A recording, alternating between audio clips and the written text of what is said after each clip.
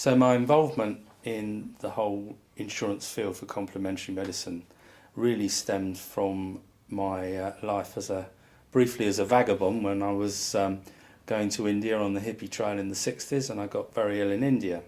In fact, I nearly died with infective hepatitis. And there were quite a lot of Americans who were dodging the Vietnam draft, and some of them coming from the West Coast were exploring or very skilled in things like macrobiotics, alternative lifestyles, natural eating, things that I'd not heard of from my conventional background as a kid. So I started to use some of these approaches and techniques and learnt about personal development and how you handle stress, meditation techniques, that kind of thing. And I found that it transformed my life for the better. So when I get home after a year of being on the road, I started life as a musician, but I was also very interested in herbal medicine, naturopathy, osteopathy, anything which involved what they call really alternative, but in my view, I would prefer to call that natural healthcare approaches. I think it's a much wider, more comprehensive way of describing that approach. Fast forward, I left being a yoga teacher and a musician, joined the family business, which was insurance, and I started to get asked by people that I knew in the natural medicine field if I could arrange indemnity insurance, because they were having a hard time finding insurers that would take them seriously or that would offer cover that was, let's say, adequate for a healthcare professional. They tended to be a glorified public liability policy, which wasn't a lot of use. So we pioneered that in the early 90s, and from very small beginnings, we've grown now to something like 80,000 clients. We have a staff of 60. We have a branch in Amsterdam.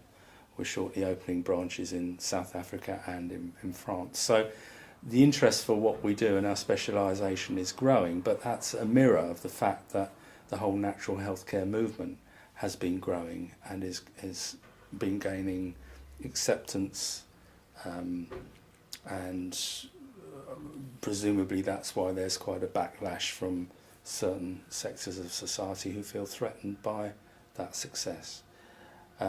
So maybe we can talk a little bit about that later on. But just to say that you've asked me specifically about homeopathy, and whilst I don't particularly use that as a default modality, I have tried it on occasions. I have very close links and a profound respect for homeopathy and the practitioners of it, who I think have been given a very unfair press for quite some sustained period now. And it does get my sense of injustice roused, because I think that, we can talk about human rights, we can talk about discrimination, we can talk about fairness and equality for all, but it seems to me that very often specific interest groups can drive an agenda, via lobbying or via using the mantra that there is no evidence to suggest or that there's no proof. And I feel that that is a very weak kind of argument. It's one that people can resolve into very easily, but to me it doesn't hold a lot of water. And it doesn't hold a lot of water because I have seen so many people helped by either homeopathy or various other natural healthcare approaches. People who've had their chronic conditions changed, who've had their lives enhanced, and I feel really incensed that it's almost like the thought police saying what you can believe, what you can't believe, what is right and what is wrong. And I think we've all seen over history that many people have said something is true only to find sometime afterwards that it was partially true or even not true at all. So I think people that have a very rigid approach to this kind of if you like, belief system or way of doing things, can rob people of a very valuable experience that may be life-changing for them. So I do, as you probably gather, feel very strongly about it. I have seen in my own work as an insurance specialist that and we insure many homeopaths in Europe, on the continent, as well as here, that the amount of claims that we actually see, and don't forget, we're going back 25 years of insuring these people for malpractice, for liability. Are we seeing loads and loads of claims that show that this is dangerous or ineffectual? No. I think we've got, in the last 10 years, I've got our claims printout. We've got one item on it from the last 10 years, and that item was dropped. Bearing in mind that I don't know how many actual homeopaths we insure, but it's a good chunk of the market. It's probably possibly a half of the UK market. And that constitutes probably millions of treatments over the last 25 years.